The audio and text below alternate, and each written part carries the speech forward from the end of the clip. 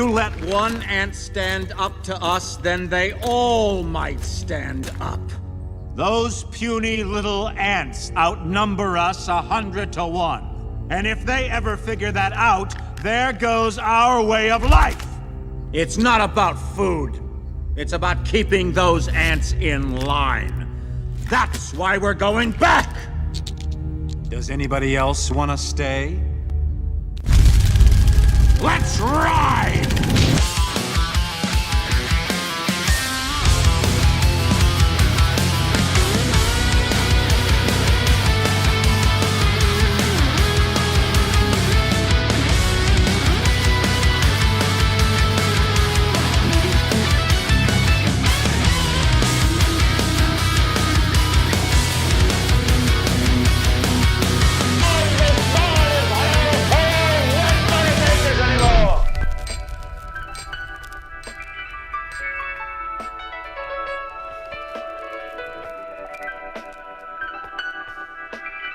Hey, new week, new me. January 12th, 2026. Am I writing all of the dates down correctly? Usually the first couple to 3 weeks of every new year, there's at least a couple of instances where somebody says, Frank, you left it the previous year in the date. I think I've been good so far. There's only 26. Hold on, let me see.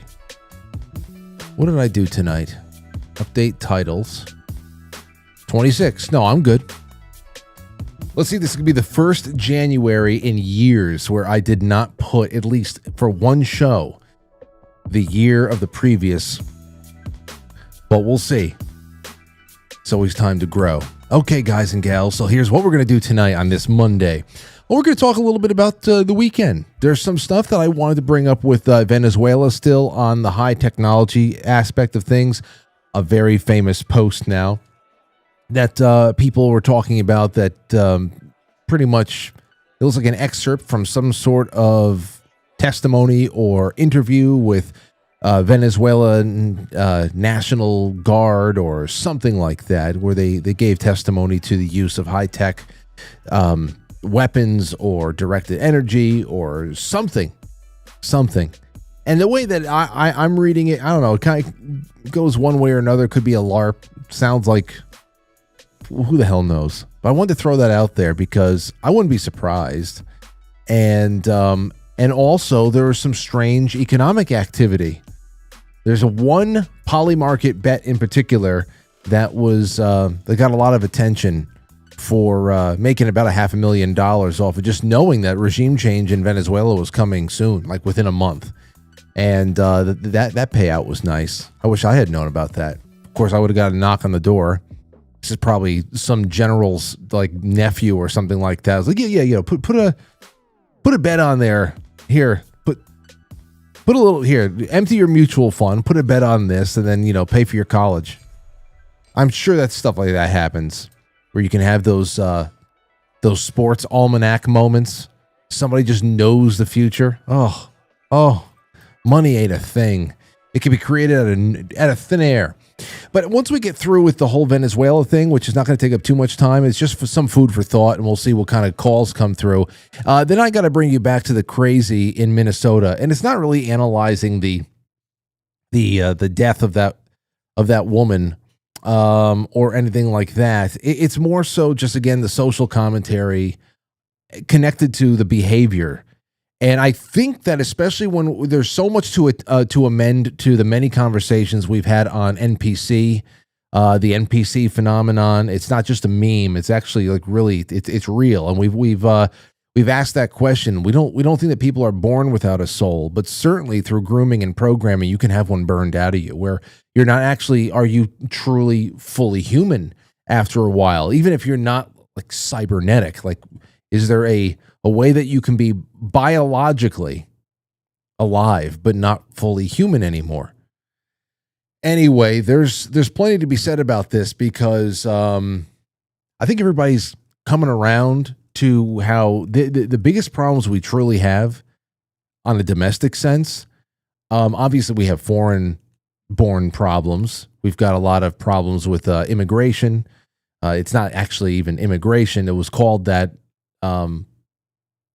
It was called that for many years, but we know what the hell was going on there. But it was really, who are the people that were keeping the gates open here, and to what degree are liberal white women part of the power structure? Like where are they? And it's starting to show that I think that the final phase of their involvement in all this stuff is really just to be, I don't know, a human shield.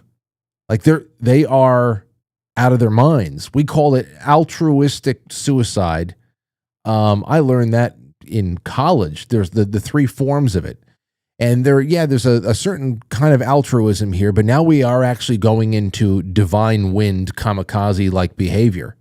And it may be that perhaps some of them want to sacrifice themselves, thinking that they are going to be some very important martyr in a future edition of an American history book. But I think it's more so that they bought the hype.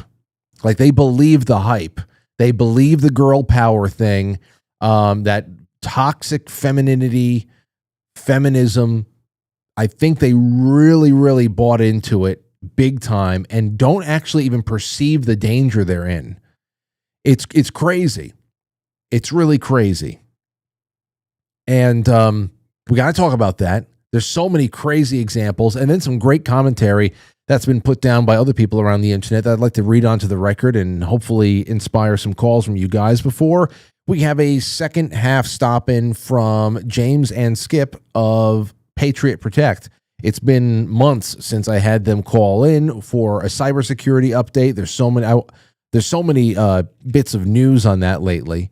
So I want them to talk a little bit about what they've picked up on, how they're developing their software to, it's for them, it's not only just reading the news, but it's also having to then apply it to their line of work in cybersecurity for average people as well as businesses and all that. So it's good. It's going to be 2 hours that goes by in a flash. And then at 9:00, we have session 2 for book club, Ready Player One. If you are a sponsor, a monthly sponsor, a member, then all of the private links have been sent out many hours ago, and hopefully you've gotten some thoughts written down on the official book club thread that's been out there on the forum. I included that with the link as well. What else do I have? Tomorrow's going to be a fun night. Jay Gould will be in with my buddy Christian. Christian actually lives in New York City, and he was here on election night in 2024, and we had it's really great to have him coming in tomorrow. I just want more people in the room. I think it's going to be a nice mix. But what else do I have here? Oh, one last thing to monthly sponsors, members, all of you, do not miss yesterday's Sunday stream. Okay, my buddy Mike May, who actually made the intro video and the intermissions, and now he makes all the end credits as well. He came by the house to film the material that is going to be used for the new intros that we're putting together for not only the B-sides streams, but also the intro videos for the Culture Club streams and more. So when the intros are rolled out, you will have seen the actual filming process. It was fun. So don't skip it. You should never skip the Sunday streams. They're so fun. And also I shared a picture of Aurora's first teeth cleaning at the hygienist. And no, she did not have the fluoride treatment before I get the comments. No fluoride. Don't worry. Okay, let's see here. Polymarket. Take a listen to this. The night before the U.S. military captured Venezuelan dictator Nicolas Maduro and his wife, somebody, somewhere, placed an extremely well-timed bet. An anonymous user on the prediction market site Polymarket, where users can wager on nearly any topic, bet $32,000 that the Venezuelan president would be out of power by January 31st. The following morning at 4:21 a.m. Eastern, the president announced Maduro was in custody. And that user cashed out, making more than $400,000. These markets are the wildest of the Wild West. Lawyer Dennis Kelleher focuses on regulation of securities and financial markets. He's the president of Better Markets. What evidence is there that this was non-public information being used to make this bet? The facts are not known publicly yet. However, this particular trade really has all the hallmarks of an insider trade. Polymarket and its competitors like Kalshi have recently exploded in popularity. Millions of users place bets on current events, pop culture, and now national security issues. If this was insider information, it means that somebody used the most highly classified, confidential military secrets and information of the United States to place a bet, actually putting the entire operation potentially at risk. Polymarket did not respond to our multiple requests for comment. Last year, before it gained regulatory approval in the U.S. and well before Maduro was captured, Polymarket CEO Shane Copeland sat down with 60 Minutes. Now, you remember we were looking at the Polymarket. I think the question was, I think that the episode was, what do the gamblers know? Because, I mean, you can say, what do the gamblers know? There's reality, and then there is the media projection of who's going to win an election. And I think Donald Trump was running away with it on Polymarket and something like that. But of course, they were like throwing down crazy with all those nuts, those insane projections about Kamala Harris winning like handily in places like Iowa. So yeah, it's becoming an interesting place for people to do a lot of different things. And yeah, I would have to imagine this is more than enough evidence for some inside information being, leveraged for a little bit of a cash grab there.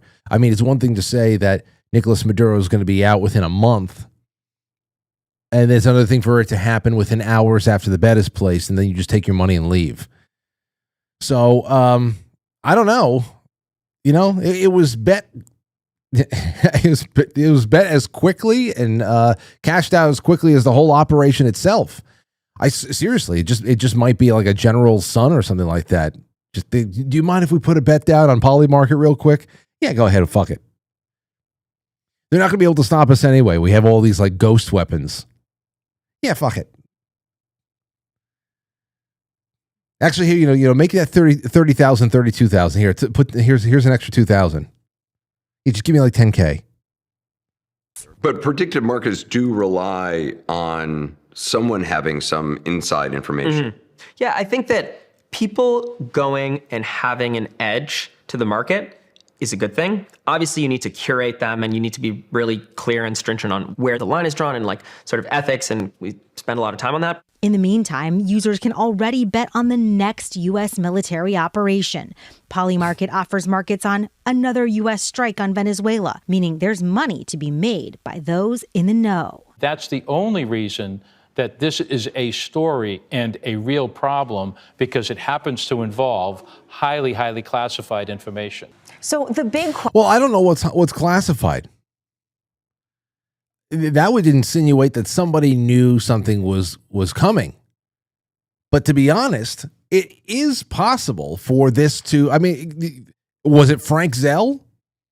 Was it Frank Zell that put down if he put down the bet, he better cough up at least $5,000 to the show. If it was the Zells. Because I can go back. When the hell this all happened? It was before the raid.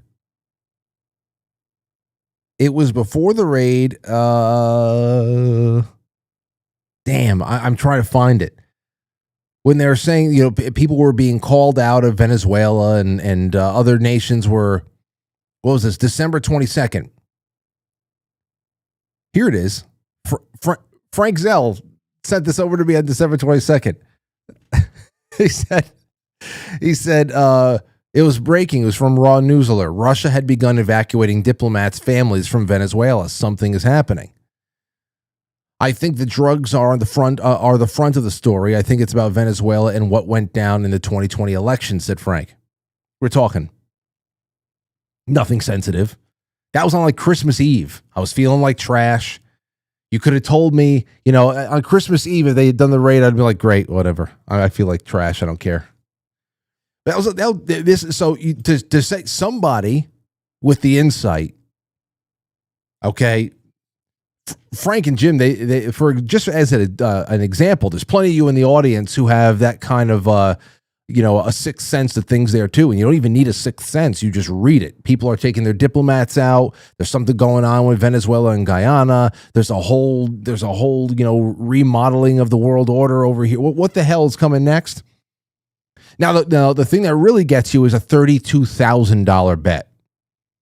It's one thing to say, hey, who am I? I'm just reading the tea leaves over here through Raw Alert's tweet on December 22nd. Something's going on in Venezuela. Maybe I'll put down $500 and maybe I'll hit for, 4,000. I don't know even what the odds are. But $32,000 got you $500,000. It's not impossible to have done this without inside information. It's not like I'm just playing devil's advocate here. I'm just playing devil's advocate because, of course, it very well could have been inside information. But it wasn't like the bet had anything to do with intimate details of the raid itself.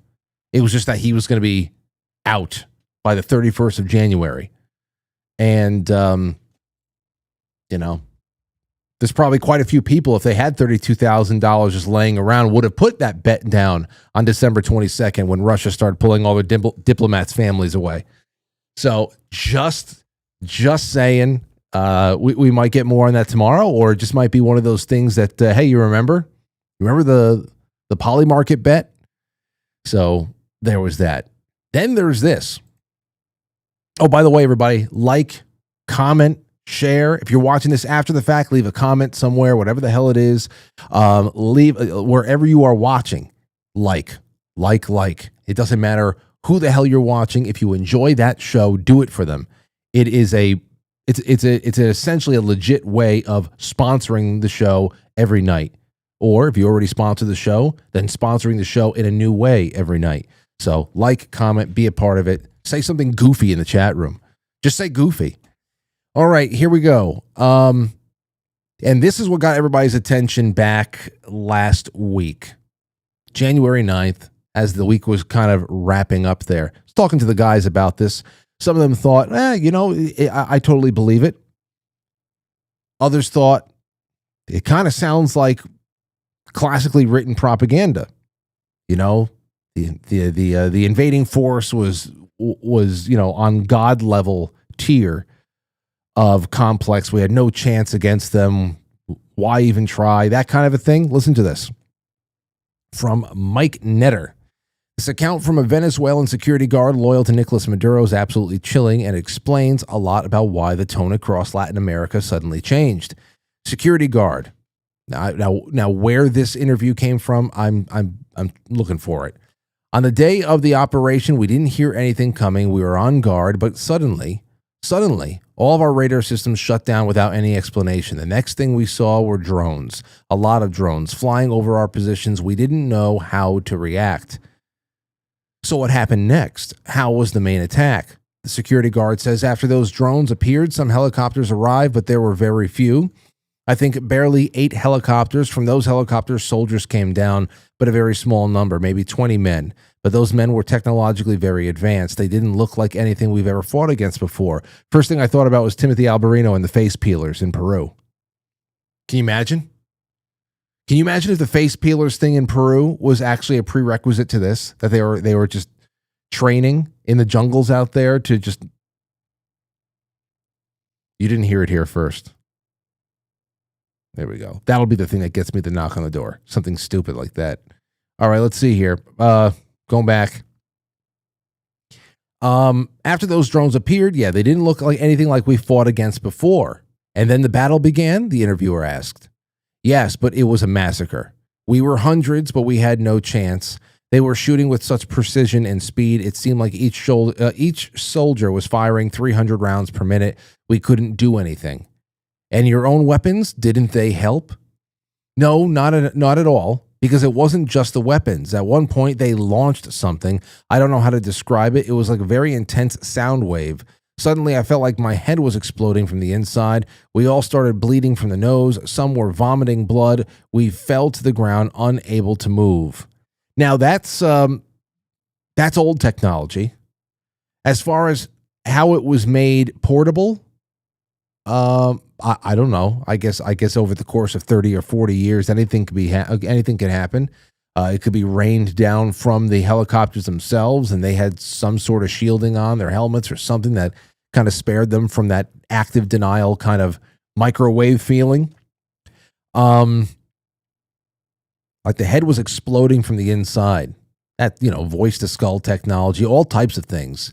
I mean, Savannah syndrome. How many times we've covered that? Not only in the Caribbean, but in China, in Europe, Northern Europe. I forgot where the hell it happened. Very, very interesting stuff there. This is not improbable at all. The bleeding from the nose. What was that thing that happened at a rally or something like that in Arizona? Weren't people bleeding? What the hell happened? Everybody felt like we were wondering whether or not it was a directed energy weapon in Arizona. You guys remember that? That might have been around, was it around 2020? I don't know. Maybe somebody can jog my memory. Write into me or something like that. Let me see. An interviewer and your comrades, did they manage to resist? No, not at all. Those 20 men without a single casualty killed hundreds of us. We had no way to compete with their technology, with their weapons. I swear I've never seen anything like it. We couldn't even stand up after that sonic weapon or whatever it was. So do you think the rest of the region should think twice before confronting the Americans? Without a doubt. See, this is what I'm saying. I know this got passed around a lot. It got passed around a lot. And I do not in any way, shape, or form doubt that we not only have weapons that can do that, and perhaps even portable weapons that can do that,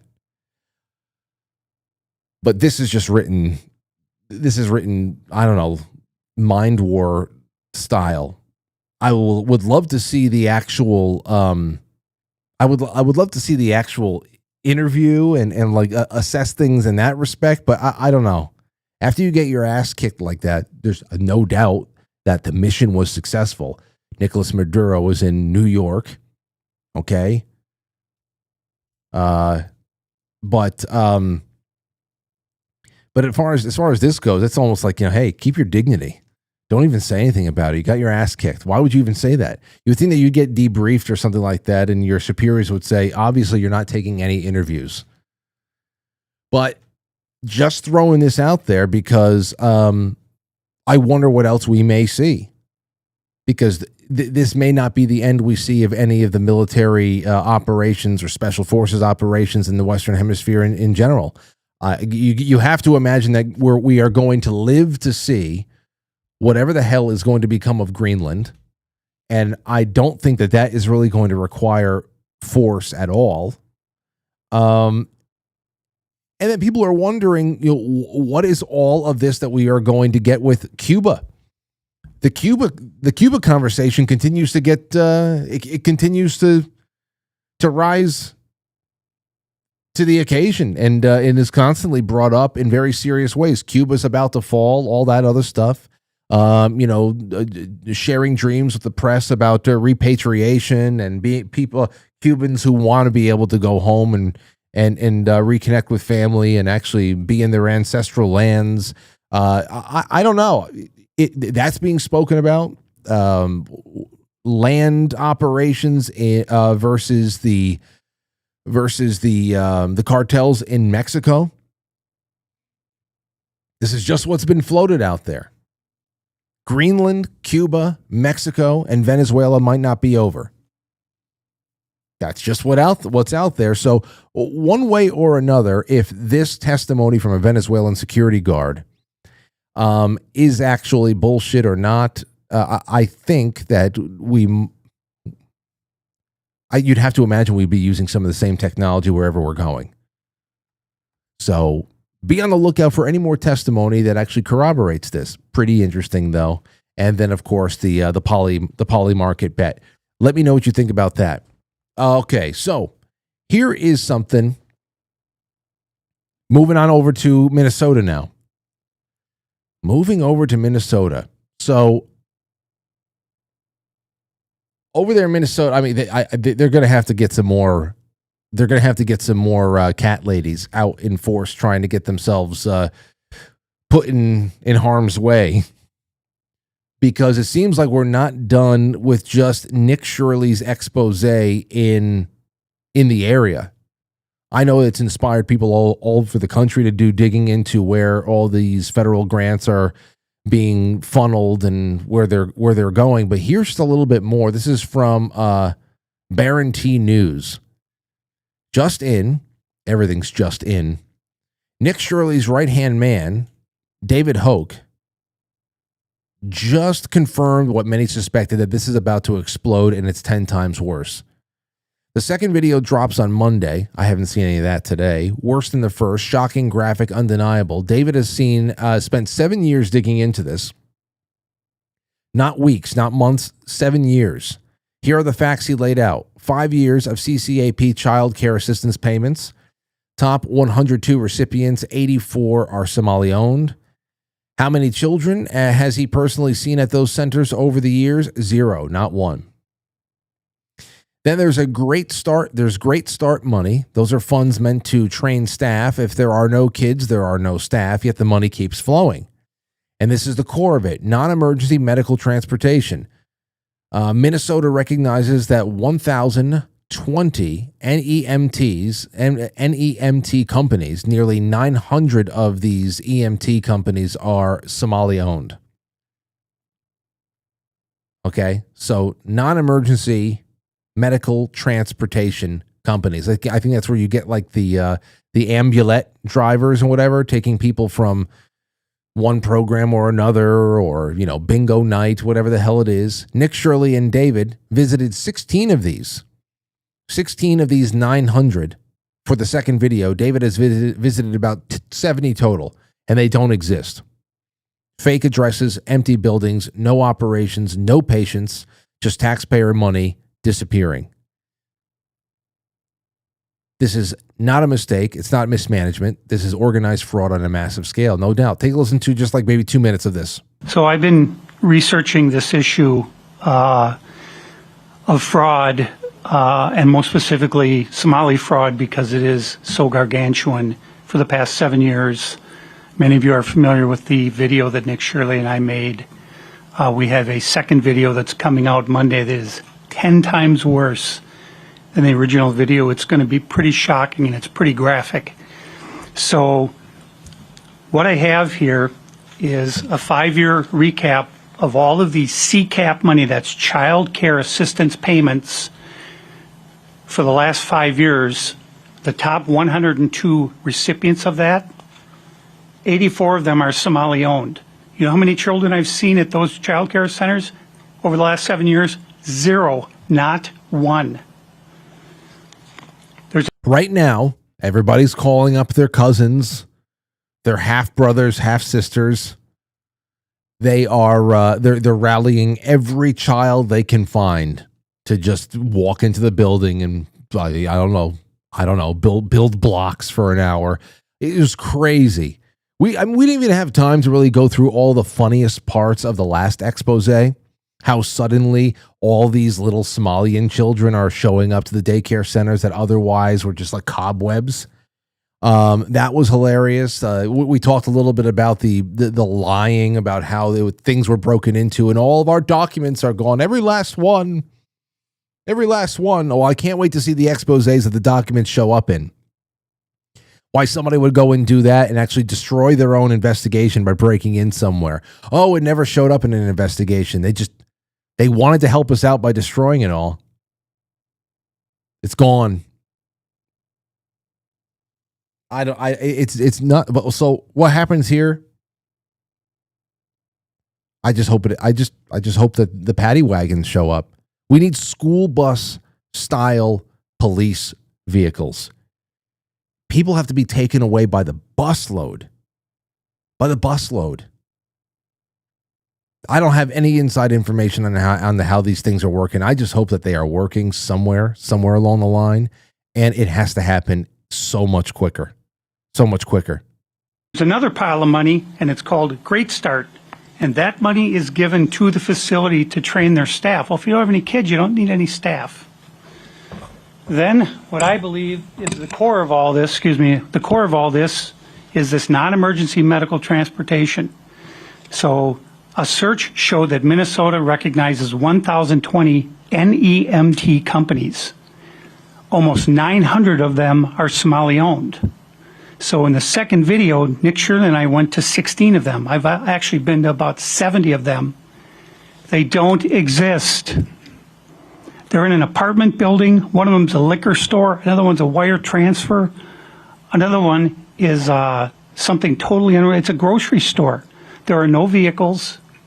And the average NEMT company in the United States has 20 vehicles, and each vehicle generates about $70,000 a year. So you run those numbers, 800 companies, 20 vehicles, $70,000 a year, and it's an enormous sum of money that's going out. So yeah, it's no wonder why they have Minnesota cat ladies, the kamikazes out there trying to enforce, trying to get themselves killed right now. Looks more, listen, the more distractions are going to be needed because this is huge. It's just, again, the first thing that is so hard to wrap your head around, if you haven't had enough time watching this and studying just studying the way the society is and why it got that way, the first thing that makes you really hard to wrap your head around is this is why mothers are leaving their children behind to go stand in front of Mack trucks. They're trying to defend the Somalis. This is why they're leaving. This is why that retard Mark Ruffalo has a pin for a woman he never knew, never would know, just because she got herself killed on an insane gambit. For what? What was the payoff? Well, the payoff for many of them is that they're paid to be there. I mean, the woman that died, her lesbian lover, has already raised close to $2 million on GoFundMe. She's the reason why she's dead in many respects. It's just insane to see what's going on right now. It's insane. So I can't wait to see what else comes out of just this one hyper-local operation, which everything that was already uncovered, we were talking about, 10 to $18 billion perhaps. And now this is just so much more in one place, in a once completely in a once completely forgettable state of Minnesota. What the hell happens in Minnesota? And that's not a slight. It's good to have nice little quiet, sleepy places to be. It really is. And now all of a sudden Minnesota has become, it's just become synonymous with Somalian fraud. What? It's nuts. Anybody out there, and I know we have quite a few people in Minnesota that watch this show. It must be surreal. For you, it must be. It must be. We got to get into this, though. Kamikaze level delusion. All right. Take a look at this one woman. I mean, I don't know. I think some of this is in New York. In front of police vehicles, like running with the vehicles in front of them. They're backpedaling in front of an SUV. Okay.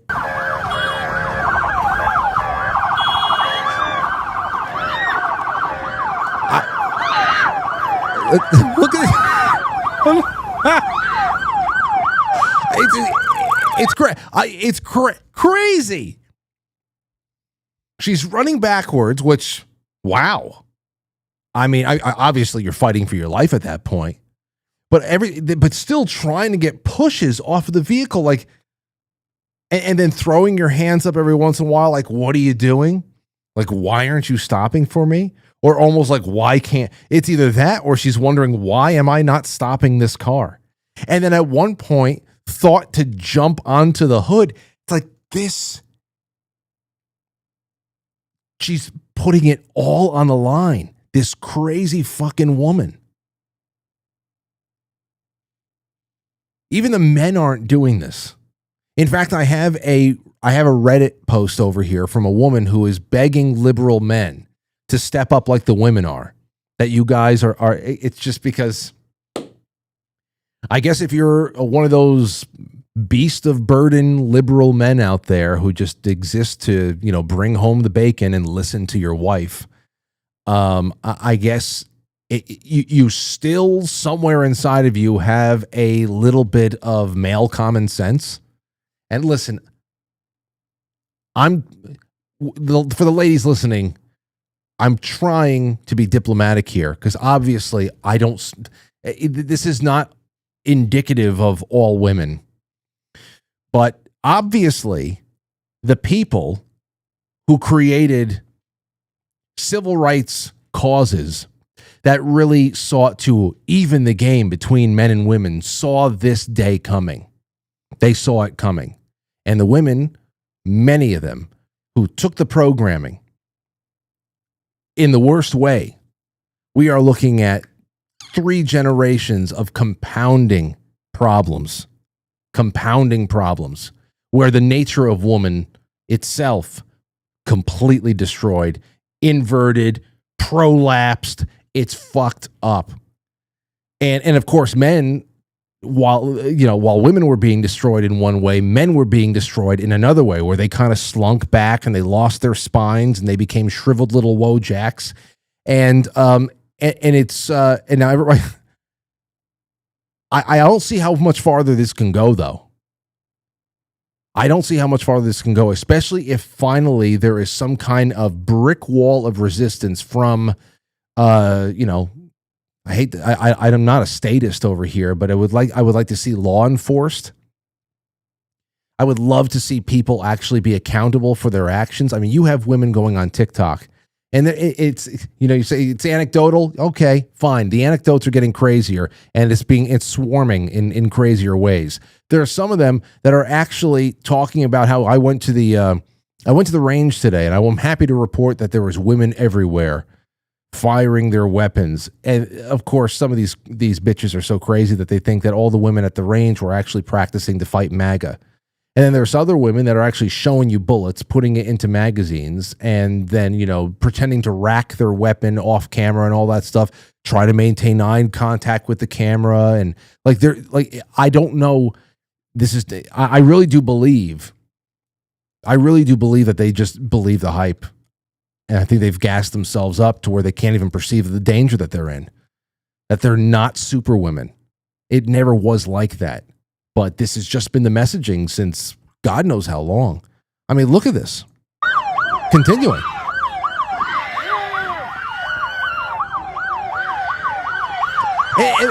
And then, right, you think that once she had the out, she would just leave. She recenters herself in front of the Chevy. It's nuts. But then again, this is just not... it's crazy. Here's another one for you. The compassion. Here's the compassion I'm telling you about that got completely screwed up. All the maternal instincts that women have, especially in liberal women, they were destroyed. Take a listen to this. I thought this one's funny. Trump is banning immigration from Somalia. What are your thoughts about that? I think it's terrible. Why? I just think that there's a lot of bad things going on in Somalia, and we should be taking people in war-torn countries in. We should be taking them in. We're trying to get people today to sign up to take in a Somali migrant. Would you be able to do that? I don't know. I'm not sure if I could or not. I don't live in New York. Well, that's okay. Where do you live? Keep your cool. I don't know. I'm not sure. I don't live in New York anyway. Massachusetts. We could send them to Massachusetts if that's all right. Could we get your name, email address, and then how many you'd be able to take in? I couldn't do that without talking to my husband. Yeah, it's probably okay. I might be open to it. You might be open to it? But I would want... Yeah, I might be open to it. I might be open to having Somalians rummaging through my refrigerator at 3:00 in the morning while I now sleep behind a locked bedroom door in Massachusetts. I'm sure. Yeah. She just has to talk to her husband, of course. The first time she's probably asked him permission for anything since they got married, or I don't know. I just love that. Just keep it cool. Keep it cool. Don't get tripped up. Just have an excuse for everything. Again, a reason to take that responsibility and give it to professionals, the government. This is why we vote, so that the government can take people from other parts of the world and try to force assimilate them. Or no, don't assimilate. Be exactly who you are. Don't change, but just change this part of the country. We would love for you to change a certain part of the country for us. That's what we need to vote away. That's the humane thing to do for everybody. To take somebody out of Somalia, in the continent of Africa, and put them in Minnesota. I'm telling you, it's something it's an absurdity that could only ever have shown up in the script of Hot Shots movie, of the second Hot Shots movie. It's that absurd. But we're living that reality. It's nuts. So, now, yeah, but here you go. Here's a little bit more, just on the NPC end of things. I thought this was great because there's more analysis. This guy, Devin Erickson, I really like this, what he had to say on this. On the NPC commentary that we've laid down on this show over the years, if you're reading Ready Player One right now, you've already gotten a pretty nice crash course on the role of the NPC in virtual worlds. But this is not a virtual world. This is real life. Devin Erickson on Twitter was responding to somebody's thoughts about, how horrified they were about how, I think it was somebody talking as a mother.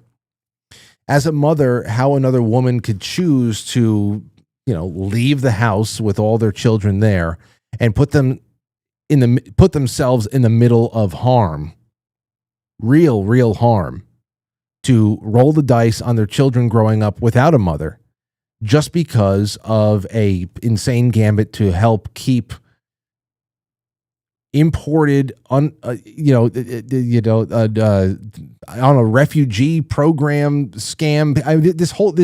It's just crazy to do it all in the name of this kind of migration scam that is now really starting to show what was at the root of it all. It was a really great shield of accountability for much larger organizations to help find, people to work the ground. That's it. I mean, this is huge. This is most of the budget right here. Now, that's why I say it would be interesting to know, and I don't even think that I would be told that even if I Nick Shirley here, whether or not he is in some respect, because he has very good instincts as to where he's going to go next and what he's going to cover. But now that he's well established, I wouldn't be surprised if he had a few people giving him some treasure maps, X marks the spot kind of things, just to be able to bring attention to something that would require a response. Whether we get a response, I don't know, but I'll tell you something. We were talking about how Donald Trump could possibly get rid of the income tax. Now, of course, if that's actually ever going to happen in any meaningful way, he's going to need Congress. But the numbers didn't work out because you're wondering, okay, well, I saw that, another $18 billion was just added to the national debt within the last month or so. And that we are, careening toward $40 trillion in debt. We haven't stopped any spending. Yeah, there's tariffs that are bringing in tens of billions of dollars, if not $100 billion or more. I don't know. But when it compares to the trillions that are stolen and wasted every year, it doesn't make any sense. You would need to have some spending stopped. Well, again, like I was saying with Social Security, when Doge was going through things last year, said, you can take at least $1.5 trillion off the top without anybody ever even knowing that the money stopped flowing, because there's so much inefficiency, even just with Social Security. There's so much money that is being wasted with Social Security, people getting it who don't deserve it, people who are dead. Obviously, there's some scams going on in there. And then, of course, you're seeing all this stuff that's going on across all 50 states to one degree or another. Republicans and Democrats are taking advantage of it. But if you think about every misspent or stolen dollar being removed from the ledger, what would the budget actually be? What would the budget actually be? If every dollar that was supposed to go to gassing up an ambulette in Minneapolis just wasn't spent because there is no ambulette, Like, what is that? If you applied that across all 50 states and then some territories, what the hell would we be talking about here? You know, like it's you can't even grasp it. How crazy that is. Anyway, people were wondering, how the hell does I can't wrap my head around why so many people are willing to do this, especially women, especially mothers. And Devin Erickson said this. A vast number of humans, is probably a majority, aren't people. They're large language models. I'm not saying this as a generality, as a clever or funny way of saying that they are stupid. I mean something very concrete and specific. There's a lot of people who appear very intelligent, maybe even win awards for writing good poetry or something, who are nevertheless not people, not fully sapient. Just a large language model walking around in a human body. How many times do we talk about this? That there's a piece missing. First, you have to understand what a large language model is. It's a computer, organic or inorganic, which has been trained on a data set consisting solely of language, written or unspoken, and rewarded for producing language that sounds like the data set and is relevant to a prompt. That's all there is in there. This is why ChatGPT and Grok lie to you constantly. It's not because they are somehow just indifferent to the truth. They actually do not understand the concept of truth at all. For something to be a lie or an inaccuracy, there has to be a mismatch between the meaning of words and the state of reality. And there's a critical difference, you see. In order to identify a mismatch between the state of reality and the meaning of a sentence, you have to have a model of reality, not just one model of language. This is why Grok and ChatGPT hallucinate and tell you lies, because for them, everything is language and there is no reality. So when I say something is a large language model, I do not mean he is stupid. He might be very facile at processing language. He might, in fact, be eloquent enough to give great speeches, get elected president, win the Nobel Peace Prize, and so on. What I mean is that humans who are large language models do not have a robust world object model to counterweight their language. They're able to manipulate symbols, sometimes adroitly, but they are on far shakier ground when trying to imagine the objects those symbols represent, which brings us to this woman, the woman who died. Most conservatives understand her behavior in terms of concepts like suicidal empathy or brainwashing or an information bubble, interpreted as reasons why she is delusional, but the truth is far worse than that.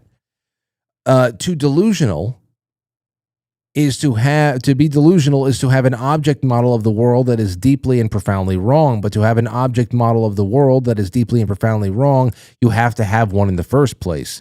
To sapient humans, words are symbols grounded in object model of reality that we use to communicate ideas about that reality. We needed those words because we don't come equipped with a hologram projector or telepathic powers. But for another type of human, that object model isn't very large or robust at all. It consists of only a grass hut or two with a few sticks of furniture, and we can never be matched up with the places in air which she weaves out of words. So to her, there is no reality, or at least there's very little. Reality consists of only her and her immediate surroundings in time and space, and words referring to anything bigger or more complicated are not descriptions of reality. They are magic spells which will make other humans drop loot or give her social approval. It's also a very fancy way of describing that first person, that main character syndrome, where you go out of the house, you're the main character of a movie, everybody around you is just, extras. Everything is just a prop. Every song is the soundtrack to your life. That's all. And sometimes you have some overlap. There's cameos from other shows come into your life. Your friends who are also just as nuts. They're just making a cameo appearance, You cannot correct her worldview with contradictory evidence because there is no worldview to correct. You cannot confront her with the logical inconsistencies in her worldview because her object model doesn't actually have any. It's not complex enough for that. The relevant parts of her world object model can be summed up as follows. If I say good thing, I get head pats and cookies from all people like me. Yep. You got to keep saying good thing. That model is simply not big or complicated enough to contain notions like self-defense or vehicular assault. She has no theory of mind for a man whose job includes violence. She cannot explain or predict his behavior. It's too far away from her daily experience to fit into her reality at all. I mean, that's the thing, you know, like you see the body cam footage of just like moments before this woman was shot. Smirking and oblivious to the very end. Just smirk, like nothing was going to happen. It was inconceivable for anything to happen. She's just simply going to drive away, and if she happens to roll over somebody's foot, oh well. I mean, it's inconceivable. That's what I'm saying. I don't care about the angles and what's going on here, and it's just one incident. There'll definitely be more like this. Definitely, because you can't fix this. We've got to invest everything we can in saving children right now, because the die has been cast for so many of these people. So many. If she can't imagine things like these, how can she possibly imagine concrete meanings for vast, complex ideas like demographic replacement, culture shift, and Western civilization? This is not about intelligence or lack of it. This is about what her brain is trained to do. Her upbringing, education, life did not force or even encourage her to develop a robust world object model. It wasn't necessary for her to get safety, approval, or cookies. She just had to be glib. So it really didn't matter if she had an IQ of 125 or whatever, because if she did, then she was just an IQ 125 large language model and only used that brain capacity for writing clever poetry and saying things that aligned her to her local social matrix. She couldn't actually understand the world no matter how smart she was, because her brain was trained up wrong. I don't know if this is correctable. No. Or if there was something critical, some critical developmental phase that was missed, but it doesn't matter, because once the LLM humans are adults, they won't sit still for corrective therapy, percussive or not. What's important is that they can't be taught things. They can be programmed to repeat stuff, and if you win a culture war, you can even program to say sensible stuff. But even then, they will just be saying it for head pats and cookies. They will never truly understand the sense of what they are repeating, because they don't understand things. They are just large language models, and we have to figure out some way to take the vote away from them. That's what it comes down to as well. I am not totally kidding, as you all know. It's a half joke. Maybe it's a little bit less than a half joke when I say add this one to the no rights list. If it was a reasonable world, that would be it. Here's a perfect example of it. Okay. This one woman who is being interviewed in Minnesota, who can't even bring herself to pay respects to the woman who just got herself killed last week, because she was a white woman who was privileged, and that white tears are not helpful. Like you just got to see this. And this is the bigger story. So, I mean, I'm just walking around kind of just dazed out. Hold on. Where is the volume all of a sudden? Why the hell is this so low? Because I was like, I don't know if it's the right thing to do. It feels kind of wrong being here in some way. I don't know why. Why do you think, yeah. I don't know. I don't know, like, where that stems from. Like, I mean, part of it is being like a white woman, that I'm privileged and I have a lot of privilege. No. So I feel like white tears are not always something that's helpful or necessary when black and brown people have been experiencing this for a long time.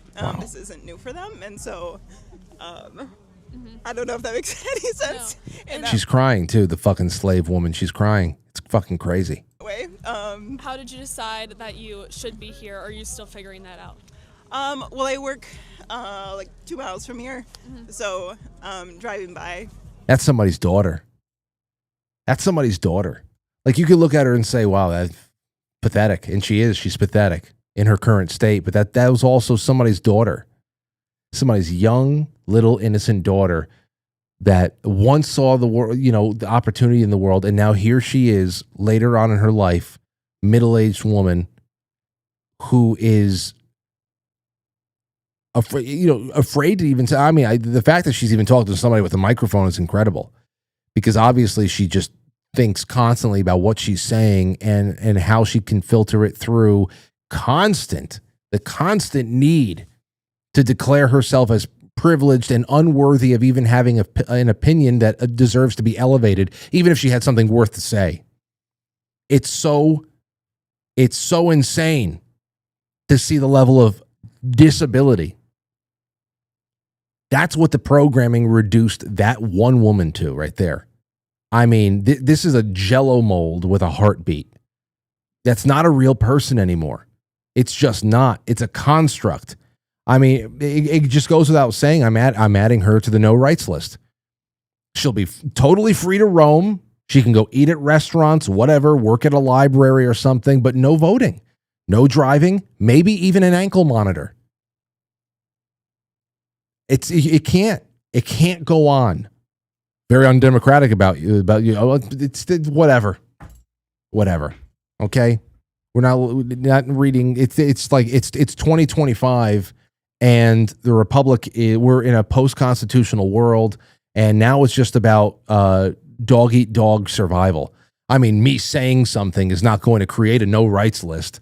She's going to be able to vote in the midterms this year, and she'll be able to vote again 2 times. And all of her activity in the voting booth is going to be expressed.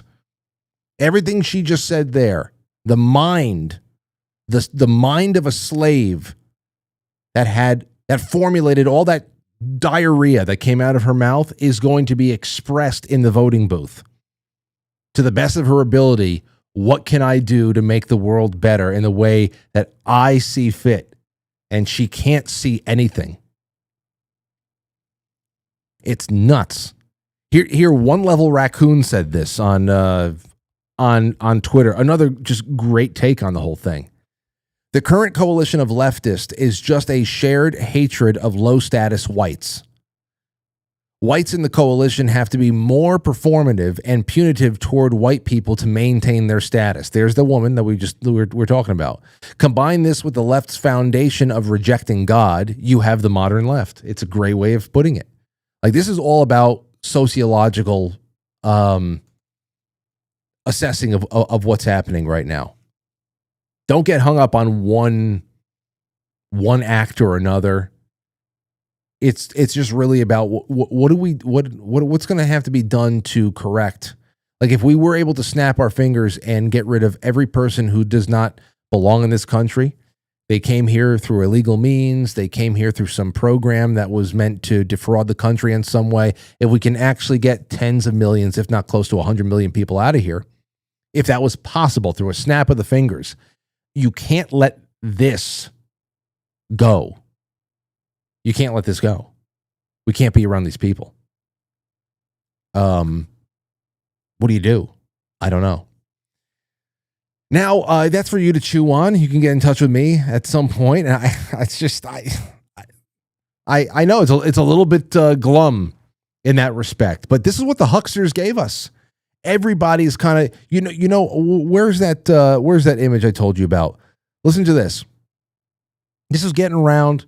Whether it was written as satire or anything else like that, it was published on Reddit, and therefore it was meant to invoke some reaction, and it got a good amount of reaction at the time of this screenshot.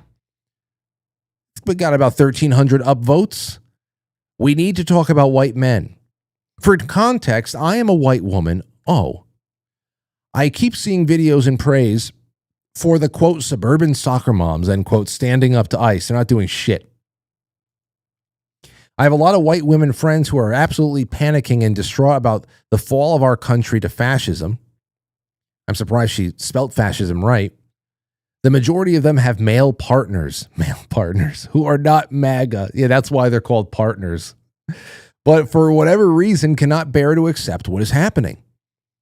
My friends tell me their spouse either finds it too disturbing, cannot emotionally process it, doesn't want to talk about it, minimizes it, or makes jokes. If this was a one-off, I wouldn't say anything, but it's a pattern. I know there are a lot of white men in this group, and thank you for taking this seriously. Can you please talk to other white men that you may be friends with and encourage them to care?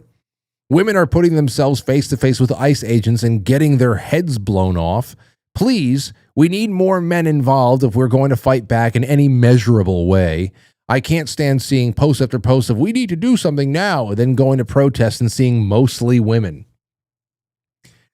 Because like I said, even though the beast of burden liberal men out there who sometimes begrudgingly go out to hold a placard with their domineering fucking wife, I think that most of them even, no, please, whoever's up there, whatever's up there, please have her attention to ring a bell.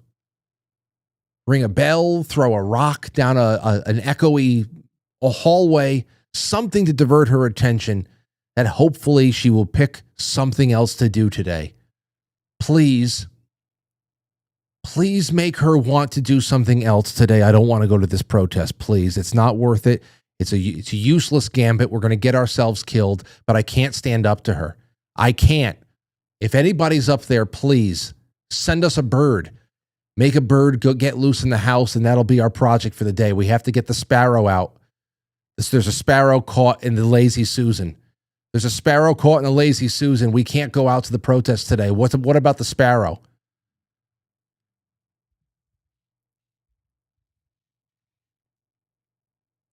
It's just,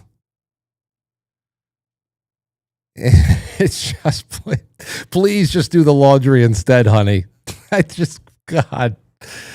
Oh, man. I'm just trying to find the will. Please tell the other men to stand up and get their heads blown off with us. Like, why are we getting our heads blown off? You guys should be doing it. It's fucking even to the bitter end. To the bitter end. Please go out there and face the fascists, honey. Oh, man. Oh, man. Man, oh, man. But there is something I would like to throw out there. There is something I thought would be nice to do before I start reading your super chats. Oh, by the way, you know how I gave away 5 dimes, Mercury head dimes, silver dimes last week? Well, I'm going to give you 6 this week. I got 6 here. One of them is a Roosevelt, but the other 5 are the Mercury. You'll see them in there. There they are. What a beautiful head. So I got 6 that I'm putting in. We're going to be giving these away on Wednesday night, and I will add something else to the pile of super chat raffle items as the nights go on tonight, tomorrow, and then we will give these away with whatever else on Wednesday night. So if you send a super chat, quite frankly, superchat.com, YouTube, Rumble, or Pilled, I will be collecting the names all throughout the week, compiling them, putting them into the name picker, and then on Wednesday night, we'll give them away. See who wins them. Was there anything else that I wanted to do? Oh, before we do this, one other thing there too. I should not go anywhere without saying this. To our sponsors, our wonderful sponsors, Keto Brainz. I was talking to Molly today, and this month, if you use the promo code January, you not only get 15% off of anything that you buy, but we're going to be giving away 4 prizes. There's going to be 4 winners this month instead of 1. 4. There's going to be a grand prize, and then what's the grand prize again? The grand prize, I'll let you know. I forgot. There's a grand prize, and then there's 3 runner-ups who are going to get extra full bag of Keto Brainz, and then maybe some also sample packs of the electrolyte sticks from Salty and other things. So there's going to be 4 winners this month. So use promo code January when you go to ketobrains.com. And if you want a sample, email me, frank@quitefrankly.tv. People are grabbing samples and they're immediately being converted because it's just a wonderful thing to have in your cupboards. It's a great supplement to have into your daily routines, and I love it. So Keto Brains, thank you for starting the new year with us. Now, here's something I want to throw out before we bring on the guys I'm going to blink, and it's going to be 8:20. And James and Skip from Patriot Protect will be on the line. So let's see here. There's an AI aspect that I want to talk about just for a second, just for a little bit. Here is an AI video, which if you look at, you realize it's AI. If you examine it closely. But this had racked up over, this was on January 11th, I found this. And around January 11th, there was one account on TikTok that had racked up over 11 million views on this one upload. Okay?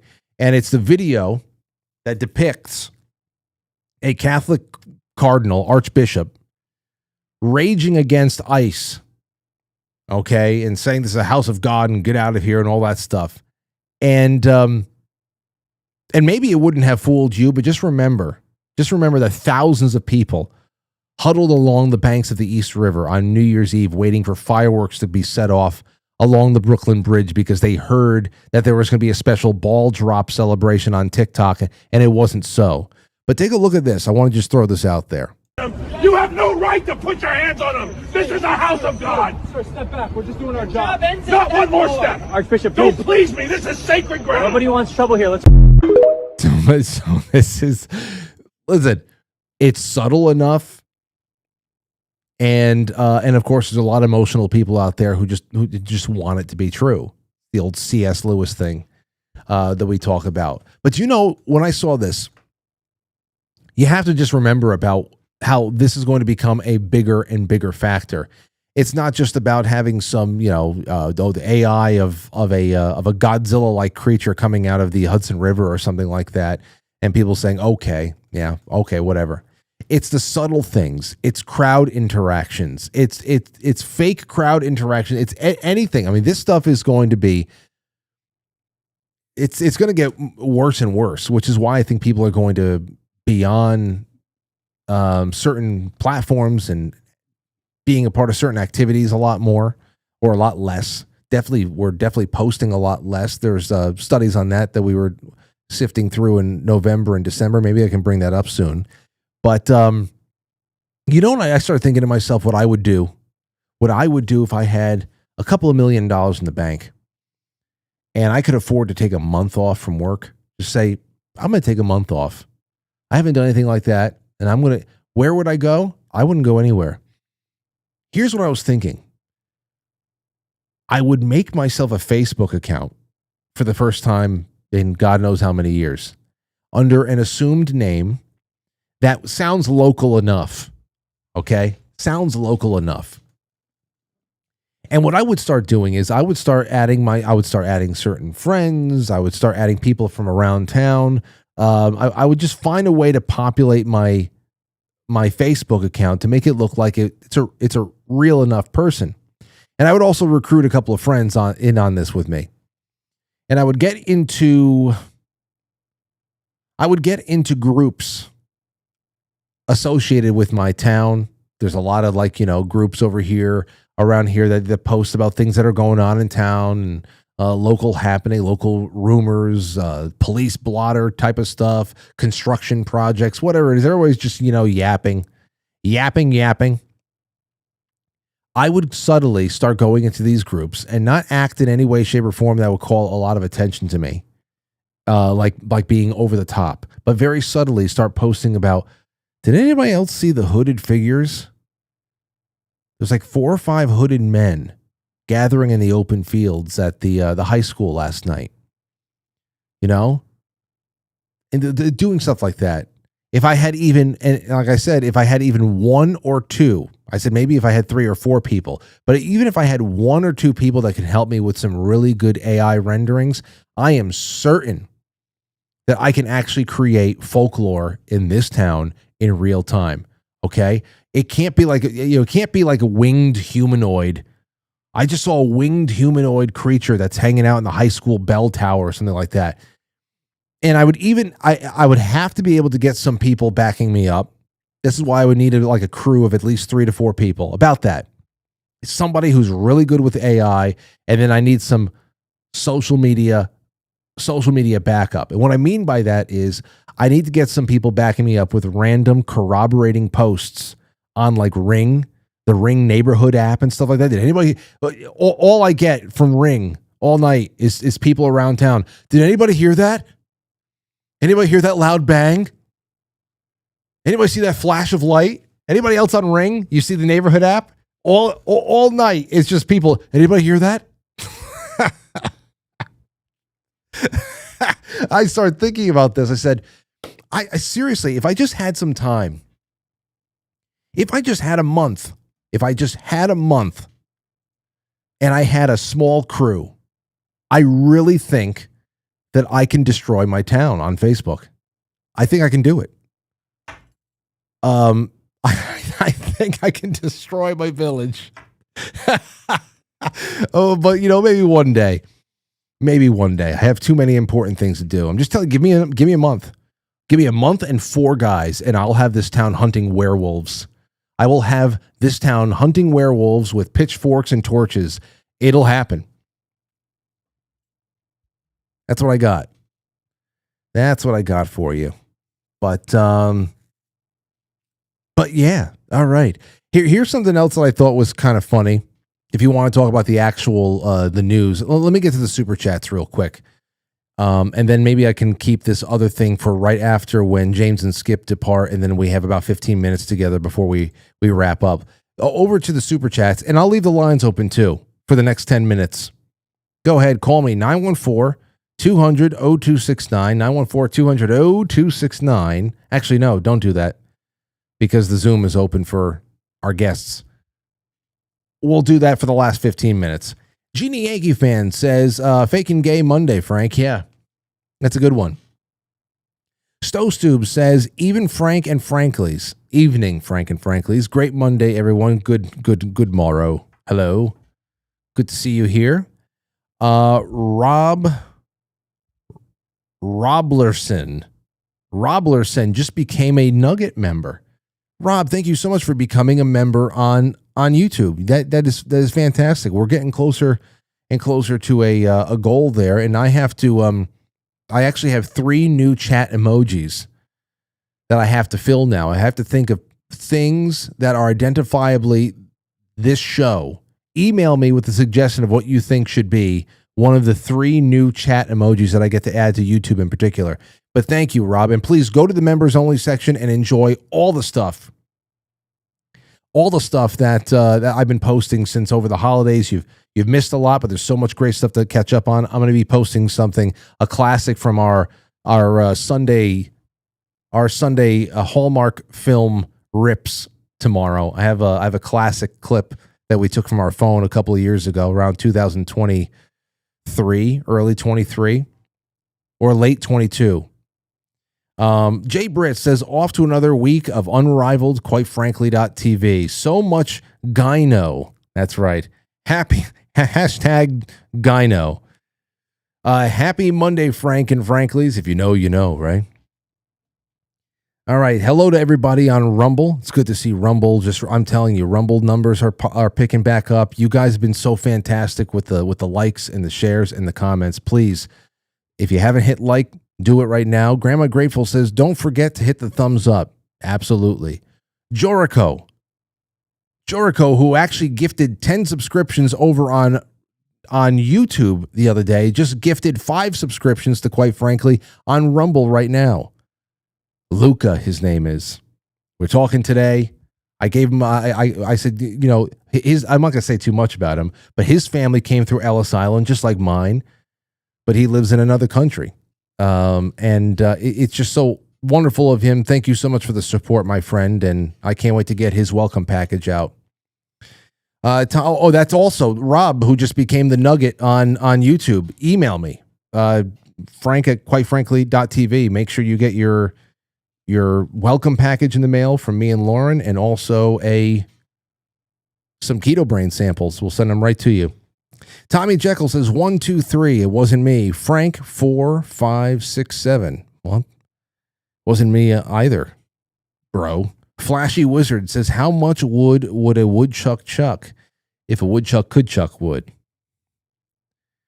We never got to the bottom of that, just like we never got to the bottom of the center of a Tootsie Roll pop. Although there have been some people who they have put, what is the licks? No, somebody has gotten to the bottom of the licks. Give me a second. Hold on.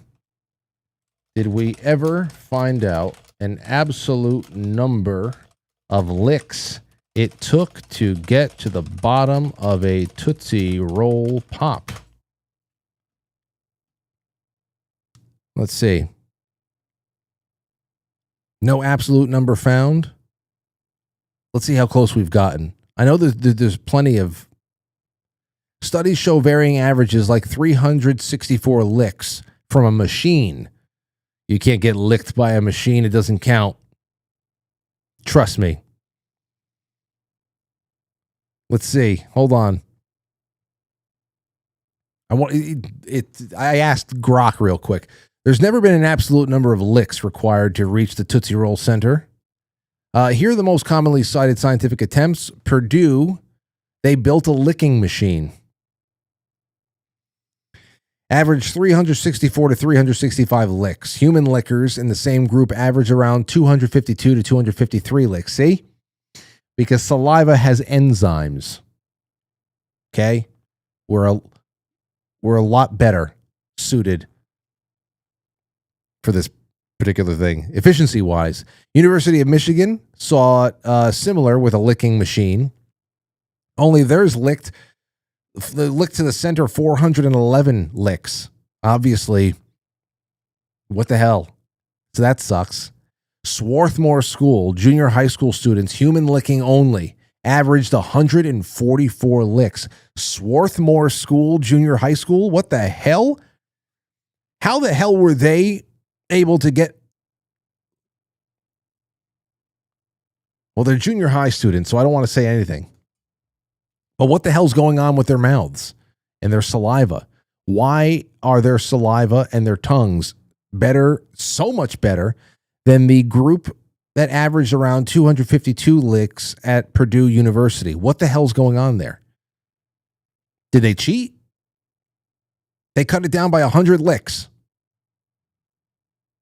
NYU mathematicians created a theoretical fluid dynamics model simulating dissolving and flowing water and not literal licking, and estimated 1,000 licks. There you go. NYU making everything complicated and stupid. Maybe somebody out there can go and do that for me over the weekend. Just let me know what you find. Okay?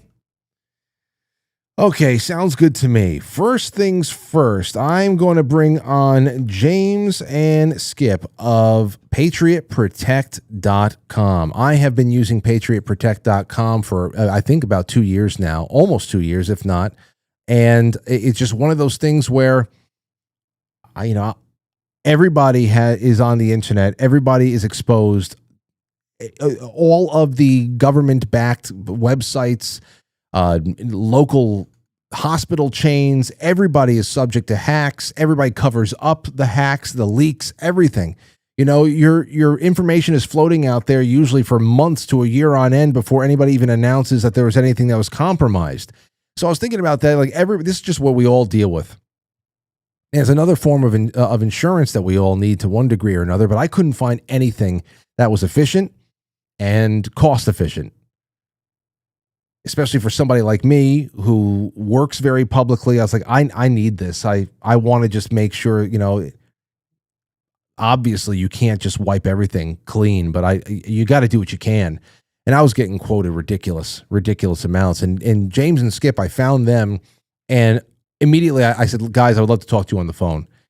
And when I did that, I met two guys who had a great company, great idea. They really understood what was going on in the world. They followed the news very closely, and they created a product that was accessible to many, many people out there, including myself, to able to just keep it up going in the background for like pennies every month compared to the thousands of dollars I was being quoted by, professionals to go in there and tear apart everything that they can and scrape the internet. And it's not even ongoing, This just keeps running. PatriotProtect.com. Welcome, James and Skip. How you guys doing? Oh, Frank, Happy New Year. Happy New Year. Happy New Year. It's always a pleasure to come on here. We've been pretty busy today tracking a pretty significant data breach at the Tootsie Roll family of companies. I know. We're trying to figure out over here who actually has the real information on the licks that it took to get to the center of that pop. Frank, let me tell you, I went to high school with a couple girls who would get there in way fewer licks. We can talk about it off there. That's what I'm talking about. I said, how the hell? Can you do it in less than 200 licks? I don't know, but we'll figure it out. Eventually we will. Hey, what I was talking about before when I was bringing you guys on was really just the nature of all of these, when it comes to cybersecurity news and all of that. The one thing that I see is that string, when you talk about fact patterns, one thing that every of these stolen data stories share in common is that usually there is some sort of a breach, and then nobody learns about it until about 6 or 7 months later when everybody's phone numbers have already been floating around the internet. The one thing I like about you guys is that even if the news has not hit, your scans will still be out there finding waiting to see if a client's phone number or email address or anything like that has popped up in the dark web or anything else that could have been tied to a breach that hasn't even been publicized yet. Yeah, 100% correct. Unfortunately, the way we were just talking about this earlier, James and I, about the nature of these breaches and who actually pays the costs of them. Because exactly as you described, like the timeline of these things is usually such that the people that find out about these breaches first are not the companies themselves that got hacked, but rather the hacker forums, on the dark web that are publishing and saying, hey, I've got 100 million, usernames, email addresses, phone numbers, and that sort of thing for sale. And then, it gets back, and it's usually done from some like employee exploitation or these companies like to hide behind third-party breaches. It wasn't us, it was a vendor of ours, that sort of thing. And they hide behind that, and then of course their lawyers get involved, and they take a look at the nature of the breach, see what their liability is, and then they send it over to their PR people, putting out some milquetoast statement that doesn't really tell you much and limits their exposure in the public sphere. Yeah. The reality is that you, as a person, who every single one of us, every single American taxpayer has had their information breached in one way or another. We're the ones that pay the price. Just is. Hey, let me ask you something. I want to go through the news because we usually there'll be months when you guys and I we don't talk, and then we get back together and we check in with each other when there is a sizable number of articles that like build up over time, so we can actually just do a cybersecurity report here. And the first thing I'm looking at, I don't know where you want to start, but this is pretty interesting. DoorDash says personal information stolen in data breach.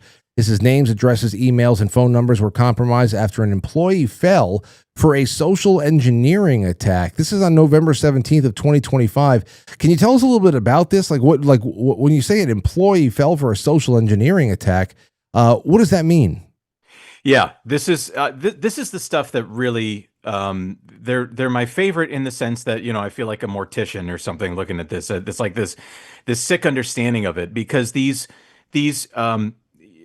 tend to be the ways that companies get hacked. Is that they've got military grade encryption and firewalls and all that stuff, but the reality is the weakest link is any machinery is only as strong as the weakest link, and this, as it happens, is often the social engineer attacks often happen using the information, which is exactly the kind of stuff that Patriot Protect takes off the web for you, which is they can find your relative's name, reach out to you and say like, hey, hey, Uncle somebody that works at DoorDash, I can't find my password, or I'm trying to log into your computer. Can you give me your password real quick and I'll just log in? And it's some spoofed phone number, which can happen all the time, and they mistake it as their nephew's phone number.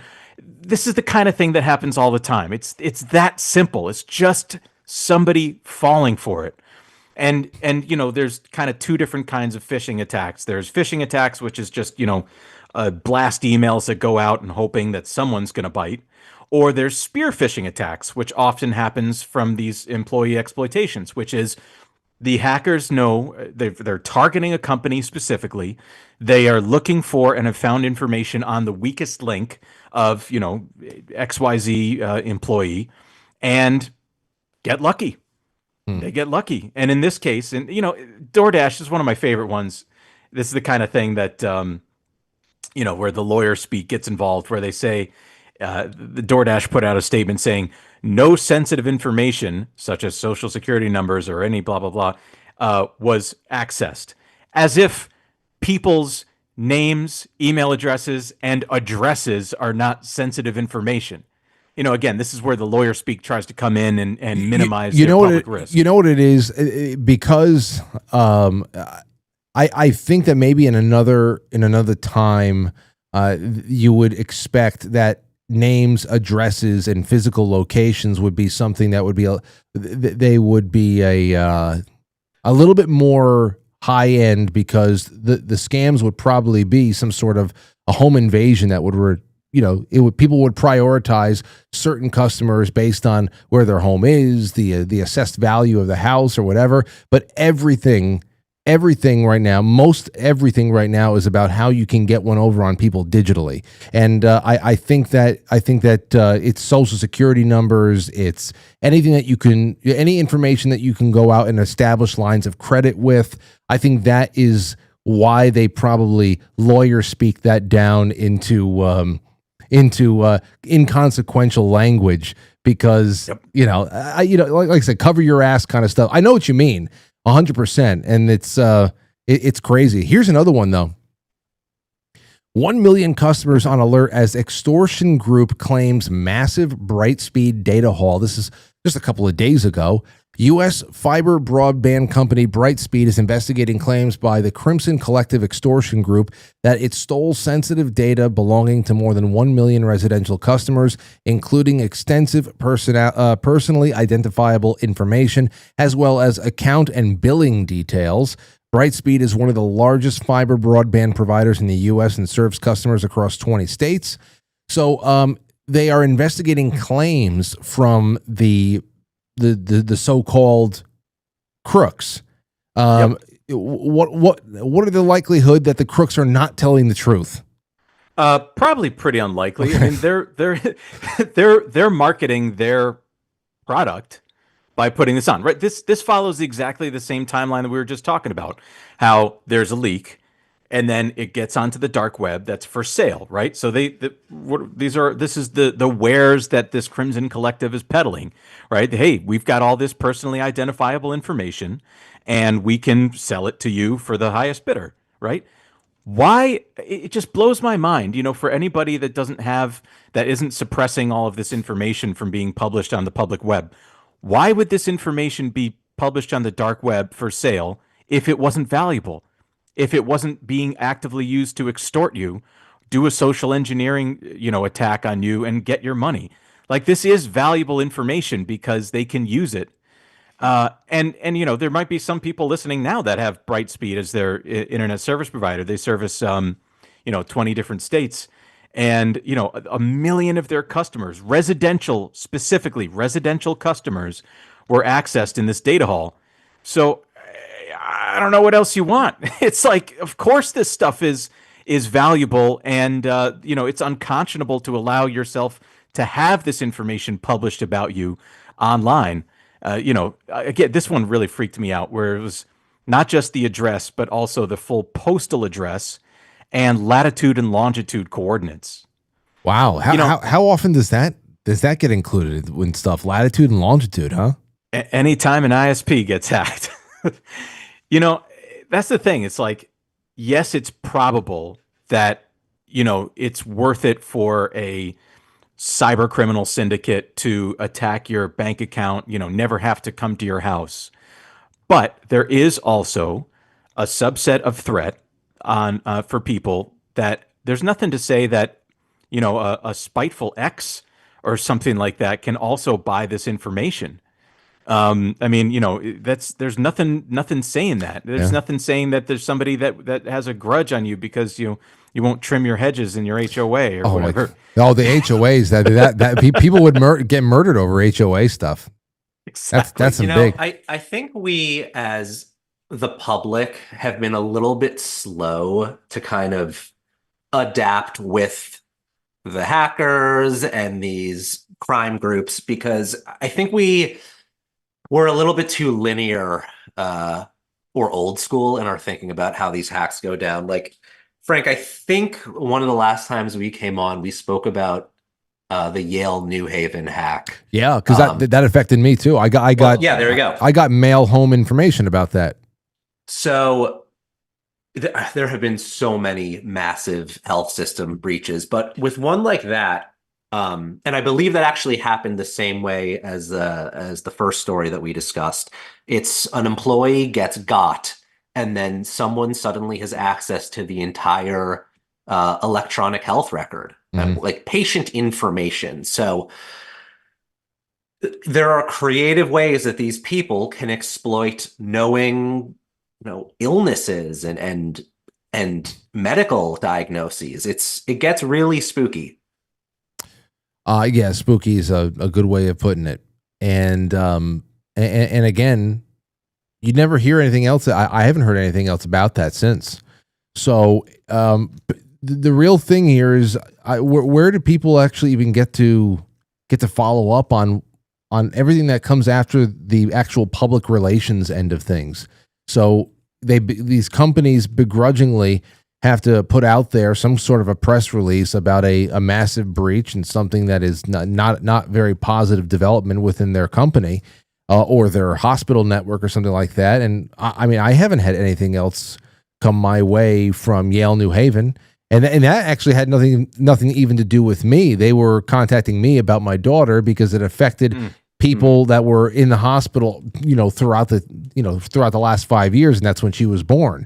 So it was it's pretty crazy, especially when it comes to that.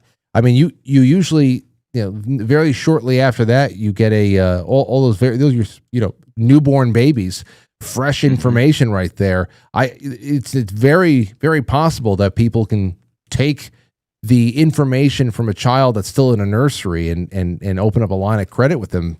Yes. Somehow it's, they don't have their social security numbers just yet, but still. Yeah. To answer your question, what are the consequences and when would you hear about it next? It won't be from the company that gets hacked. It won't be from the organization that gets hacked. Best case scenario is that some law firm takes it up as a class action lawsuit. And, then the company who got hacked fights it for the next 4 or 5 years or something, right? We're only now kind of hearing about the massive AT&T data breach that happened in 2024 and only hearing about the settlement or, the litigation that's going on as a result of that now, and this is, 18 months on. So, best case scenario is that you get contacted by a law firm, which you don't even know if it's real or if it's a scam, because it'll come up like, AT&T classactionsettlement.com. And that looks sketchy. And then, maybe you put in your information and best case scenario, you get like 17 cents after like, 6 years or something. Yeah. So yeah, again, like James and I were talking about earlier today, this is the classic case of externalized costs, right? The costs are not absorbed by the company whose fault it was. And whose information that they held onto about you was leaked. It's you pay it. Well, and here's another one from TechCrunch. Instagram says that there's been no breach despite password reset requests. Instagram says that although some users received a suspicious-looking password reset request, it has not been breached, that seemingly contradicts a Friday Blue Sky post from antivirus software company Malwarebytes, which shared a screenshot of an email from Instagram informing users of a request to reset their password. The post claimed that cybercriminals stole the sensitive information of 17.5 million Instagram accounts, including usernames, physical addresses, phone numbers, and email addresses, and more. Well, I guess right there, that's not too sensitive, right? It's just physical addresses. But but still, what have you guys been able to ascertain about this? Because Malwarebytes is saying nearly 18 million accounts have been compromised, but you would think that would make some news. I have not seen anything aside from this TechCrunch article. So totally agree with you. And this is actually a very, and I take no pleasure in saying this, a very smart PR move on behalf of Meta, on behalf of Instagram. First off, they say Instagram, not Meta, right? They're protecting the mothership by siloing it off and saying this is an Instagram problem, not a Meta problem, even though all of the information is unified, right? You know that your Facebook account and Instagram account are linked. So they're siloing that off. That's their first trick that they're doing to make it in your head like it's not a bigger problem than it was. And secondly, they are ostensibly denying it, even though it was true that many people were getting password request resets, which in itself is a symptom of a phishing attack, right? This is something that happens. There's one way that cyber criminals can try to hack you, which is spam you with like two-factor authentication requests. So you look at your phone and it just says, "Are you logging in? Say yes. Are you logging in? Say yes. Are you logging in? Say yes." And you might just press yes because you're annoyed and you want to silence it, and then they're in. And they took your password from one of these large leaks. But are you saying that Instagram, because on January 10th, just 2 days ago, they responded and doesn't seem to admit that there was any kind of a breach of the system, or that there was any accounts that were really compromised and all that. What do you assume here? Do you assume that they're Exactly.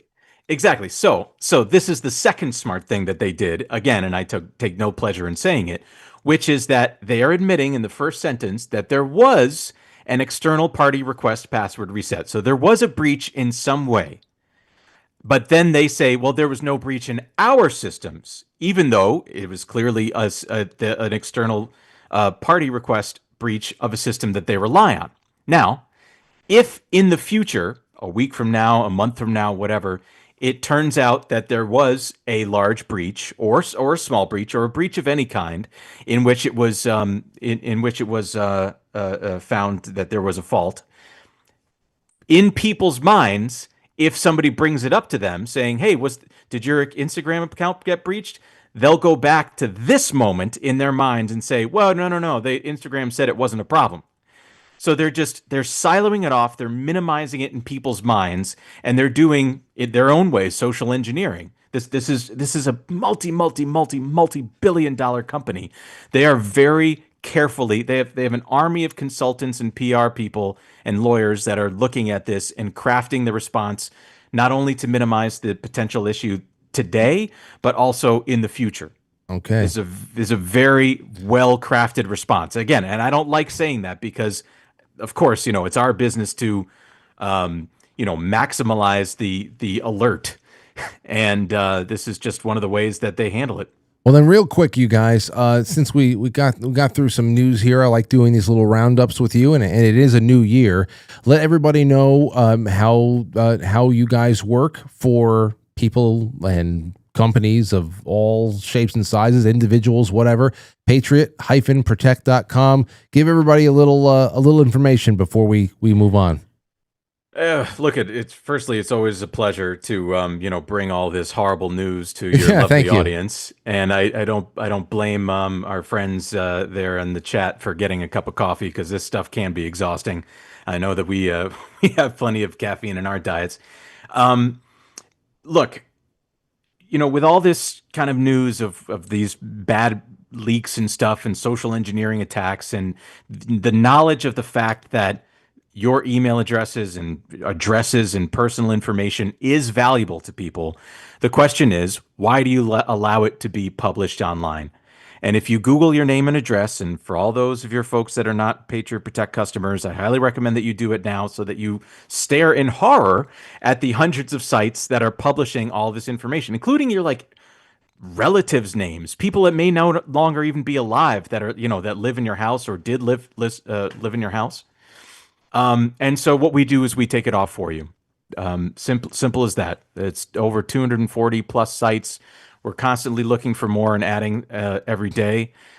We also do, we have a product called Patriot Protect Blackout, in which we look at the dark web and tell you what of all of this stuff has been leaked on the dark web about you. And that's also extremely important to understand what your risk factor is. And man, ask yourself this question. Who is your defense? Who is your cybersecurity team that's on your side? And not for nothing, it's only like $5 a month. I mean, it's extremely inexpensive.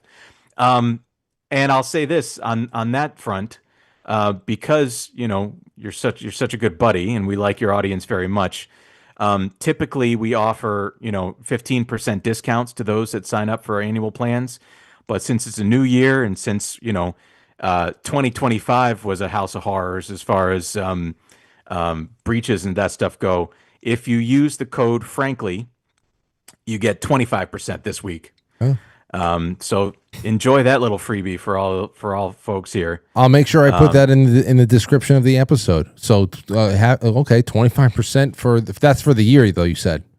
Yeah. Okay. I mean, you can apply it to the month, but why not get the biggest bang for your buck? That's wonderful. Thank you so much for doing that for everybody. I really appreciate you guys coming by.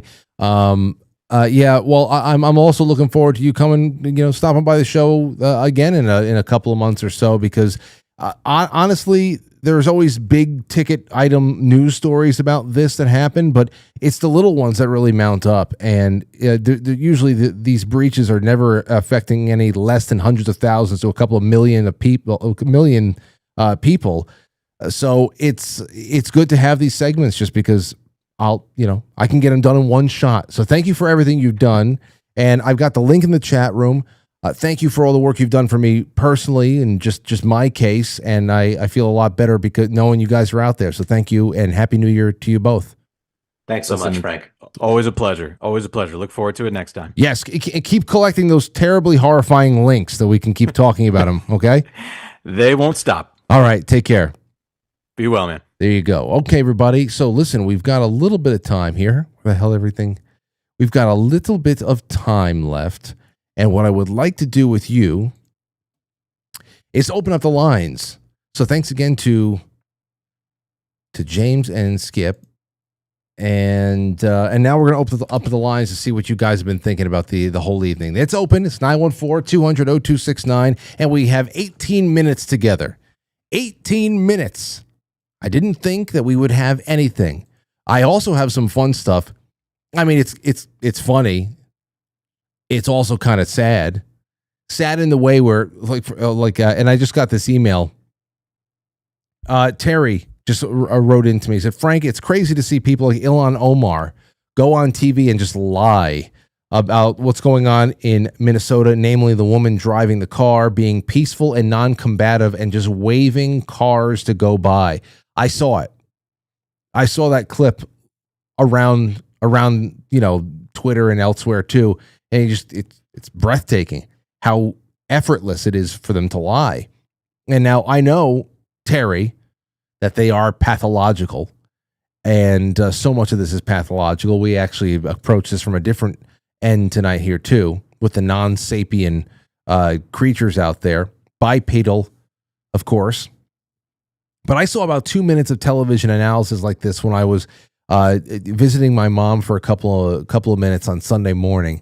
And it was, when I was watching this happen, how they're talking about it in such not even just like deceptive ways. It's just blatant lying. It's purely just because they know their audience. We've come to that conclusion before there too. They know that they can't control anybody outside of the demographic that listens to television news as a legitimate way of getting information. People who sit down and watch the news on TV, that's where they're getting their information. And that is a demographic that, you might as well just go big with as big as a lie as possible. You own that demographic. You can't control anybody else, then to hell with it. At least somebody believes your bullshit. Somebody is still enraptured by the expensive suits and the blush and the high heels and the production value there at the studio. Somebody considers that an authoritative source of information. Whatever. It's crazy. It's crazy what's going on. But there is some things, you talk about, well, she was just trying to wave people by. I left with my mouth open, but there was a meme that popped up along the way. This all gave birth to a string of memes that were from this angle, because they're talking about everybody wanted to look at the car and the shooting with the ICE officer from different angles to see, was he in front of the car? Was he justified? What was she doing? What was the lead up? Everybody's trying to get this like an NFL play, trying to see if they broke the plane or something like that. So from this angle became a meme over the weekend, and I appreciated some of the takes. So take a look at this. Here's screenshots. Essentially, it's screenshots from well-known movies, accompanied by weak MSNBC level mischaracterizations of what's going on. So here's the first one. A well-armed lamb says, from this angle, it's very clear the Balrog was not trying to pass and just panicked as the wizard broke the bridge out under his feet. So there you go. From the Fellowship of the Ring. So from this angle, the Balrog did nothing wrong.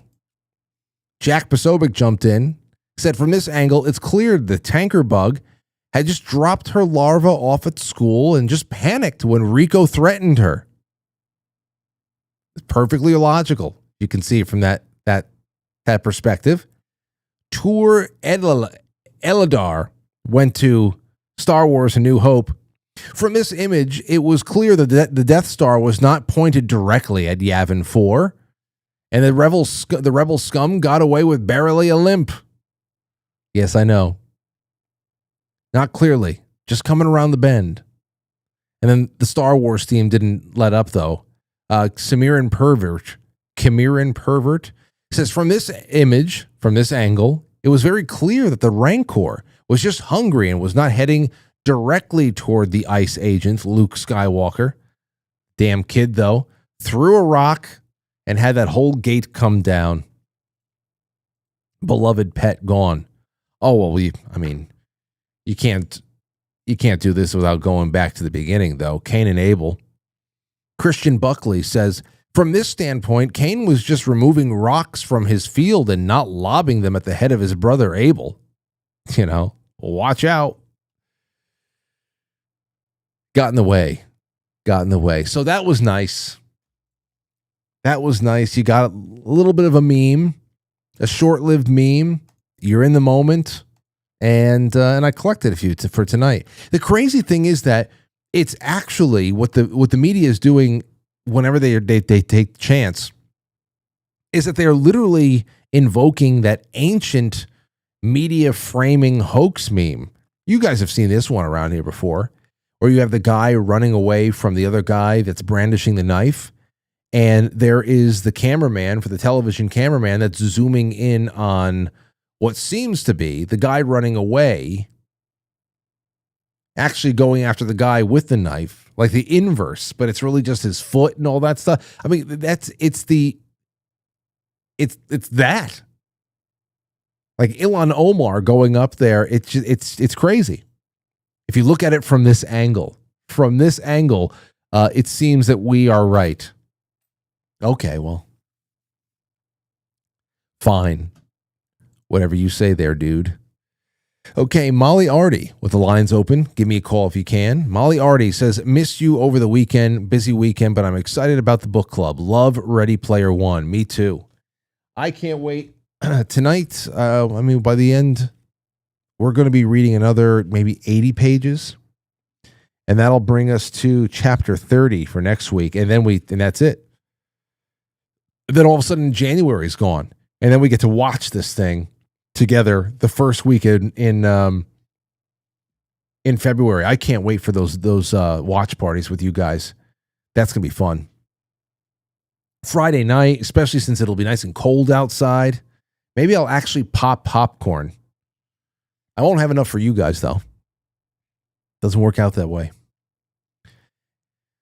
NX17 says, I saw someone on TS call them Xanax Karens. They're not present. They're not present.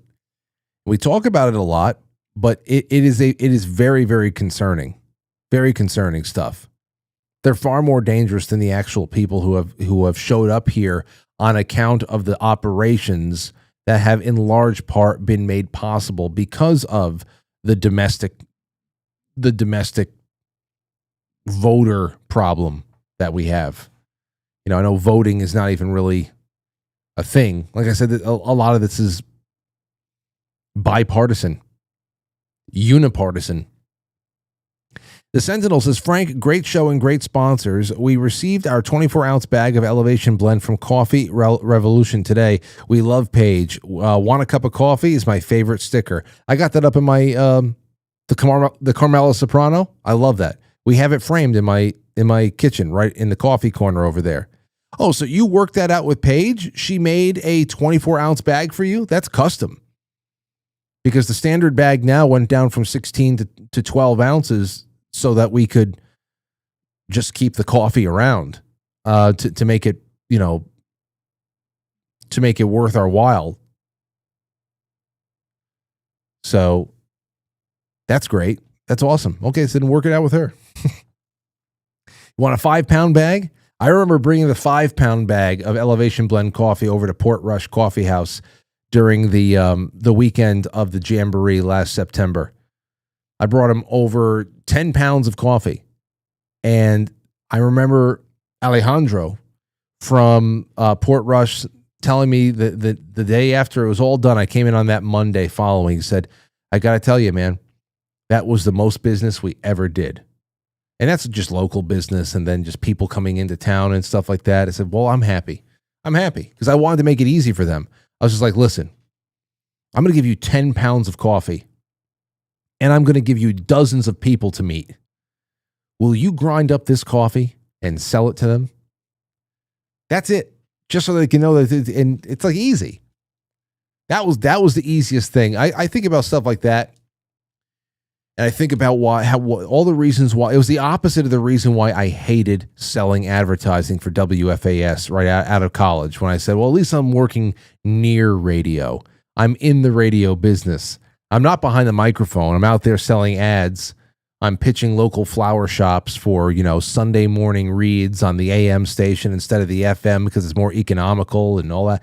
And I just, it was terrible. But there was nothing easier. There's nothing easier than walking into like Port Rush and setting up that situation. It's easy. And it worked out great. Homegoy says, maybe the true intended effect of the mRNA injections are now bearing fruit. I'd have to imagine they're an accelerant at least. Goy. But we've been heading down this road for a long time. I would not be surprised if it turns out being some sort of an accelerant, though. Big Chief Patriot says, enter me with those gyno dimes. Yes, gay in name only. Homegoy, again, says the end effect seems to be pitting white males against white females. How does this end? I mean, how does it end? Listen, it doesn't end. That's the base matter. It doesn't end. It resets. We're not going away. Okay? There are a lot of people right now who have lost their way, they have lost their soul, and they have lost time. They have lost time to do all the things that generations of human beings across Western civilization have done proudly for centuries. And that is get your family in order. go out in the world and do your work, leave behind whatever, make a family, be a part of a family, whatever it is. A lot of people have just lost time. They've lost all of that. And it was because culturally we've been sold a bad bill of goods. I'm lucky. I'm lucky at this point for whatever I do have. And I know that's not the case for everybody, but when we talk about cultural contagion stuff, we should be in a completely different place. You consider the tens of millions of Americans who are not here right now just because of abortion. And that's just since the 1970s. Tens of millions. I mean, that's insane. You want to talk about, well, we're going to have a worker collapse. Like, think about that. Think about that. So I don't go that far as saying it's all going away, but things do need to reset. And these people they're at the end, they're completely inert. Like, you see some of the women in particular, and again, I hate bringing up the women, but it's mostly liberal women that are fighting this fight. You know, there are men that try to make their presence felt in some way, and they're like, you know, just supporting. They play support roles and all that stuff, and push their mean mugging wives up to the front and all that shit. But you can just tell how there's nobody's happy. And you can say, well, why would they be happy? They feel like the world is coming down and they're fighting against fascism. It's like, no, there's something else in those hard lines. Those hard lines and sunken cheeks. There's something else there. This is so much more than that. Even fighting fascists, you can be happy. Even if you're fighting fascism, you can be happy in some way. This is so much projection and so much wasted time. So much wasted time and not enough spirit to be able to come to face with the time that's gone and to take advantage or to take responsibility for some of that. You could just tell. That doesn't go on forever. Generations come and go quick. I'm going to be 41 now in a couple of minutes. You know? That means I'm closer to 80. I'm on the other side of 40 now. In another 40 years, I'll be 80. No. Another 40 years, I'll be 81. See how fucked up that is? Not to say that the 81-year-olds that are in the in the room right now, it's fucked up that you're 81, man. I'm so sorry about that. I'm not saying that. It's just that I'm sure that you had those little times to say the same thing along the way too. This is my 40-year-old. Holy shit. I'm going to be 80 in 39 years. It's not even 40 years away anymore. Good God. So yeah, let's see here. Molly, thank you so much. Making gold pills important again. I went through a load of dimes with my dad the other day. We didn't find any pre-1964. Well, I got 6 right now. That's going to be in somebody's piggy bank. Vesper says, we're there for you, Frank. I'm here for you. You're here for me. Silly Boar says, in hopes of some silver dimes to add to my stack. D Doodle says, hey, I finally won enough gold pills for a cookie. Have a cookie, Frank. You got it. Thank you. And Amethyst Cat sent a cookie over as well. Well, that's it for me. Haywood says, the tree of liberty must be refreshed by the blood of patriots and tyrants from time to time, says Haywood. Something to consider. I think it's something to consider because you're listening to people who are vocalizing that. People who are clearly not on the right side of history are vocalizing those things right now, thinking that on any given day they're the patriot, even though whenever it's just, you know, a normal day and there's not some kind of a flare up in the streets somewhere and they're just back to normal order, they're hating everything about the founding. Now they're fighting for the soul of the country. But what country are you fighting for? Where you hate the founding fathers, you know? They're talking about this stuff. They're living out the Thomas Jefferson quote, and it's a little unnerving because you're like, what the hell You know, who do you see me as? Who do you think you are? Comes down to tonight's show. Flashy Wizard says, which are there more of in the world, wheels or doors? Wheels.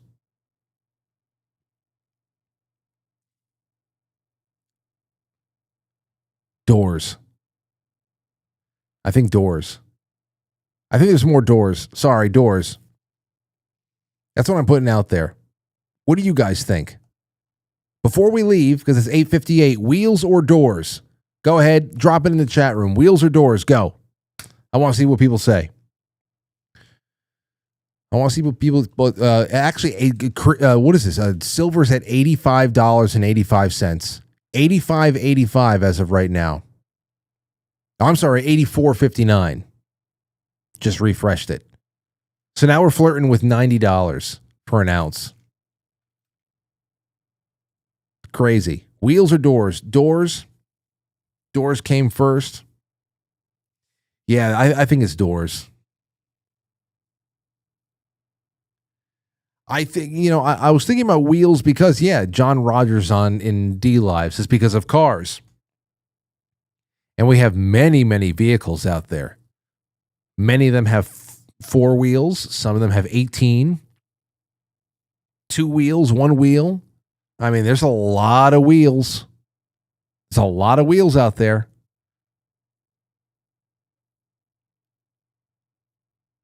I don't know. We'll talk about it. Either way, tomorrow is going to be great. We're going to have 2 guests in the studio. Jay Gluanello is one of them. We definitely get to talk about Robert F. Kennedy Jr. from last week. We get so many other fun topics that I have building up. You're going to love it tomorrow night. And then on Wednesday night we have a guest. Who the hell's our Wednesday night guest again too?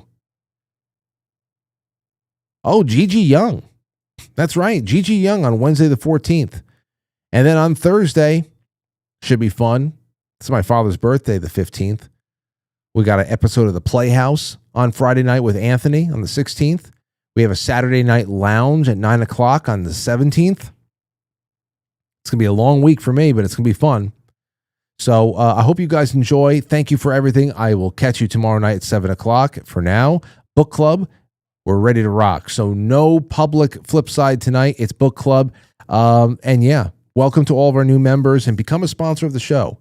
It's 20 years broadcasting for me. In fact, the exact 20-year date is coming up in February. And I'm going to have a really awesome something to incentivize you guys and gals to become even a small sponsor this year to help us make a huge leap into a new plateau of existence and competition. Just put ourselves out there, force ourselves in front of people. That's what we got to do. Thank you for being a part of it. Good night. I'll catch you on the flip side. Quite Frankly's filmed before a live studio audience, and now our super chatters starring with Jeannie Yankee Fan, Stowstube, Rob Blurson, Jay Britz, and Rodney Journal. Thank you for subscribing through Prime on Twitch. It's been great to have you guys out there. Rockman Drums, thank you so much. Seba Steve. Have a good one. Good night.